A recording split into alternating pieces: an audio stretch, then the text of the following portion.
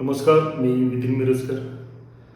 तर माजी खासदार संजय काका पाटील यांचा होणारा भाजप प्रवेश का थांबवण्यात आला याबाबत आजच्या भागात आपण विश्लेषण ऐकणार आहोत.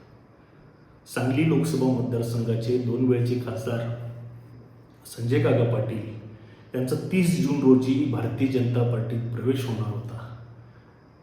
त्यासाठी संजय काकांसहित सर्व प्रमुख नेते, त्यांचे कार्यकर्ते मुंबईच्या दिशेने रवाना देखील झाले होते.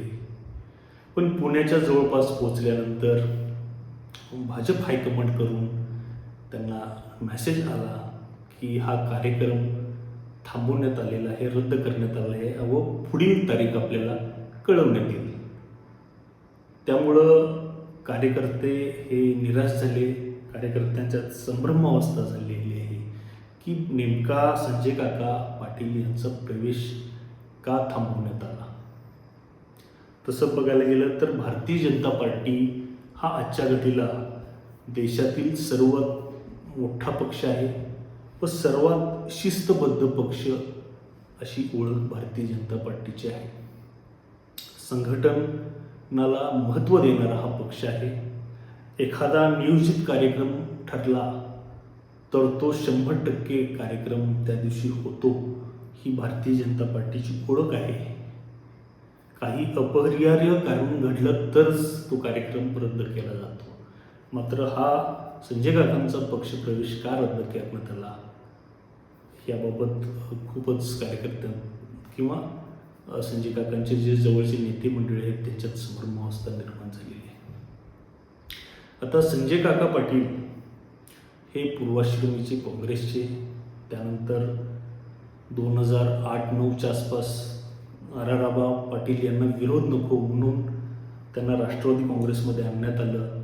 त्यांना विधान परिषद देण्यात आली व 2014 लोकसभे निवडणुकीच्या पूर्वी त्यांनी भारतीय जनता पार्टीत प्रवेश केला व सलग 2 टर्म ते लोकसभेला 2014ला व 2019ला भाजपकडून निवडून आले. मात्र 2024च्या लोकसभा निवडणुकीत अँटी इन्कम्बन्सीमुळे व विशालदादा पाटील यांना महाविकास आघाडीने डावलल्यामुळं, त्यांच्याबद्दल सहानुभूती तयार झाल्यामुळं विशालदादा पाटील हे मोठ्या फरकानं संजय काका पाटील यांचा पराभव करत विजयी झाले. संजय काका पाटील यांचा मोठा पराभव लोकसभाला झाल्यानंतर 2024च्या पुन्हा विधानसभा निवडणुकीत तासगाव कवठेमंकाळची जागा ही राष्ट्रवादी काँग्रेस अजित पवार गटाला गेल्यामुळं नाईलाजास्तव संजय काकांना भाजपमधून राष्ट्रवादी काँग्रेसमध्ये प्रवेश करावा लागला व त्यांना विधानसभा निवडणूक लढवावी लागली. त्या विधानसभा निवडणुकीत देखील संजय काका पाटील यांचा आमदार रोहितदादा पाटील जे आराराबा पाटील यांचे पुत्र आहेत त्यांनी पराभव केला. मात्र संजय काकांचा पराभव झाला असला तरी संजय काकांनी 1 लाखापेक्षा जास्त मतं मिळवली.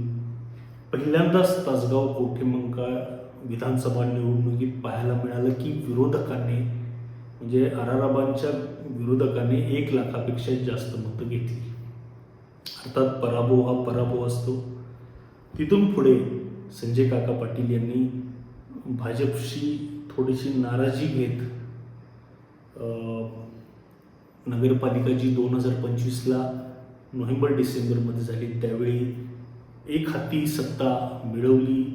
स्वबळावरती वंचित बहुजन आघाडीच्या पाठबळानं त्यांनी भाजपच्या व राष्ट्रवादीच्या बॅनर सोडून स्वबळावरती तासगाव नगरपालिकेत नगराध्यक्ष व नगरपालिकेवर सत्ता मिळवली. त्यानंतर फेब्रुवारीमध्ये झालेल्या जिल्हा परिषद पंचायत समिती निवडणुकीत देखील त्यांनी महायुतीचा बॅनर बाजूला ठेवून स्वबळावरती बऱ्याच वर्षानंतर तासगाव पंचायत समितीवरती सत्ता मिळवली. तर हे कमबॅक संजय काकांनी जोरात केलं होतं. कार्यकर्त्यांच्यामध्ये प्रमुख नेत्यांच्यामध्ये उत्साहाचं वातावरण होतं व अजितदादांच्या निधनानंतर जो संवाद वरिष्ठांशी होता राष्ट्रवादीतल्या नेत्यांशी तो कुठंतरी संवाद तुटला गेल्यामुळं कदाचित संजय काकांना पुन्हा एकदा भाजपमध्ये जावंसं वाटलं. त्यामुळं त्यांनी चंद्रकांत दादा पाटील यांचे बऱ्याच वेळा भेटी घेऊन भाजप प्रवेश निश्चित केला होता. पण 30 जून रोजी त्यांचा प्रवेश होणार होता. मात्र ऐनवेळी हा प्रवेशाचा कार्यक्रम रद्द करण्यात आला. आता नेमकं संजय काका भाजपमध्ये आल्यामुळं कुणाचा विरोध नेमका त्यासाठी होणारा आहे हे जाणून घेऊया. सर्वात पहिले म्हणजे जतचे आमदार गोपीचंद पडळकर हे संजय काका यांचे विरोधक मानले जातात व जे डिलिमिटेशन विधेयक येणार आहे किंवा भविष्यात पास झालं लोकसभेत तर 543 वरून 850च्या जवळपास लोकसभा मतदारसंघ होणार आहेत. त्यामुळं प्रत्येक जिल्ह्याला 2 ते 3 लोकसभा मतदारसंघ असणार आहेत. त्यानुसार सांगली जिल्ह्याला 2 लोकसभा मतदारसंघ असणार आहेत. त्यामुळं सांगली जिल्ह्याचे जे पूर्व दक्षिणेकडचा भाग आहे, मिरज तालुका असेल, तासगाव कोठेमंगळ असेल, जत तालुका असेल, खानापूर आटपाडी असेल, हा भागाचा एक मतदारसंघ होऊ शकतो. व पश्चिम व उत्तरेकडचा भाग जो आहे म्हणजे मिरज तालुक्यातला पश्चिम भाग असेल, वाळवा तालुका असेल, शिराळा तालुका असेल, पलूस कडेगाव असेल, हा एक मतदारसंघ होऊ शकतो. त्यामुळं पूर्व भागातून गोपीचंद पडळकर हे लोकसभेसाठी इच्छुक आहेत. त्यामुळं संजय काका जर या भाजपमध्ये पुन्हा आले तर ते देखील तिकिटासाठी दावेदार होऊ शकतात. कारण संजय काका देखील त्याच भागातून पूर्व भागातून येतात. त्यामुळं देखील गोपीचंद पडळकर यांचा संजय काकांच्या प्रवेशाला विरोध आहे. त्याचबरोबर संजय काका खासदार असताना बरेच विद्यमान आमदारांशी त्यांनी वाद ओढवून घेतले होते. बऱ्याच विद्यमान आमदारांना त्यांनी दुखावलं होतं. जसं मिरजेचे आमदार सुरेश भाऊ खाडे असतील, सांगलीचे सुधीरदादा गाडगीळ असतील, खानापूर आटपाडी मतदारसंघाचे सुहास बाबर असतील, अशा बऱ्याच विद्यमान आमदारांना त्यांनी दुखावलं होतं. त्यातच भाजपचे माजी जिल्हाप्रमुख व माजी आमदार पृथ्वीराज देशमुख यांच्याशी त्यांचा वाद आहे. या दोघांचा संघर्ष गेल्या 7-8 वर्षापासून सांगली जिल्ह्यातील जनता बघते. त्यातच जे अलीकडच्या काळात भाजपची सलगी करत आहेत असे खासदार विशालदादा पाटील असतील किंवा तासगाव कोठेमंगळचे आमदार रोहितदादा पाटील असतील, हे देखील संजय काकांचे कट्टर विरोधक आहेत. त्यामुळं कदाचित आपले संजय काकांच्या येण्यामुळे भाजपमध्ये जे नवीन लोक येणार आहेत किंवा पूर्वीपासून भाजपमध्ये आहेत ते दुखावू नयेत यासाठी देखील हा प्रवेश पुढे ढकलण्यात आला आहे. त्याचबरोबर संजय काकांना ज्यांचा विरोध आहे असे पृथ्वीराज देशमुख असतील, गोपीचंद पडळकर असतील, सुहास बाबर असतील, असे बरेच नेते देवेंद्र फडणवीस यांची भेट घेऊन हा प्रवेश कुठंतरी थांबवण्यात यावा अशा प्रकारची चर्चा झाल्याची देखील माहिती मिळत आहे.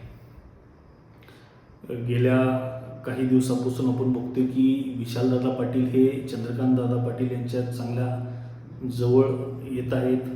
त्याचबरोबर ते अपक्ष असल्यामुळं सध्या ते फ्री हँड आहे. त्यांना जरी त्यांनी काँग्रेसला पाठिंबा दिला असला तरी देखील ते अपक्ष म्हणून आहेत.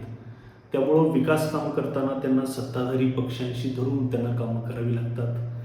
तसंच तासगाव कोठेमंगळचे युवा आमदार रोहितदादा पाटील हे देखील अलीकडच्या काही दिवसात मुख्यमंत्री देवेंद्र फडणवीस यांच्या अगदी जवळ गेलेले आहेत. सुहास बाबर असतील, रोहितदादा पाटील असतील यांनी तर शक्तीपीठ आमच्या तालुक्यातून जाऊ दे यासाठी पत्र मुख्यमंत्र्यांकडे दिलेलं आहे. त्यामुळं हे रोहितदादा असतील किंवा विशालदादा असतील हे थोडेसे सत्ताधारी पक्षांच्या जवळ येत आहेत व तेच भाजपला आपल्या पक्षात आणण्यासाठी त्यांच्या हालचाली चालू आहेत. त्यामुळं संजय काका आल्यामुळं हे दोघं जे नेते मातब्बर आहेत ते पक्षात कदाचित येऊ शकणार नाहीत ही भीती भाजपला असल्यामुळं भाजपनं हा प्रवेश थांबवण्याचं ऐकिवात आहे. तसं बघायला गेलं तर भारतीय जनता पार्टी हा बेरजेचं राजकारण करणारा पक्ष आहे.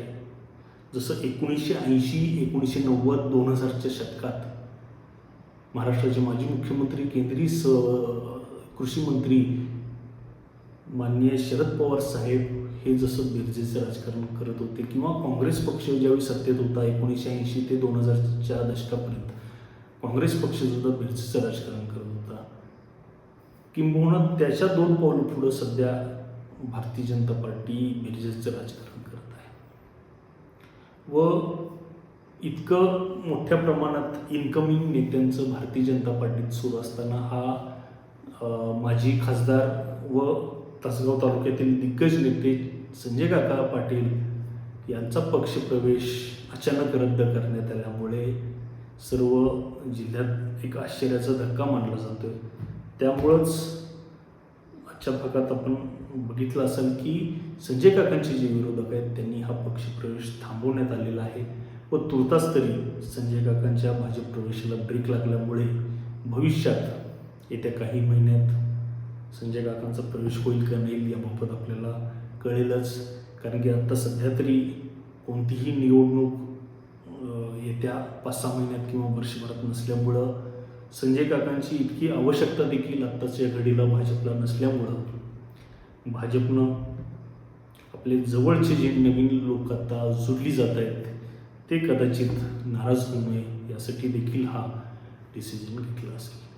आजचा व्हिडिओ आवडला असेल तर जरूर लाईक करा, आमचं यूट्यूब चॅनल सबस्क्राईब करा, तसेच हा व्हिडिओ आपल्या वेगवेगळ्या व्हॉट्सअप फेसबुक ग्रुपवरती शेअर करा. भेटूया पुढच्या भागामध्ये एका नवीन विषयासह. तोपर्यंत धन्यवाद.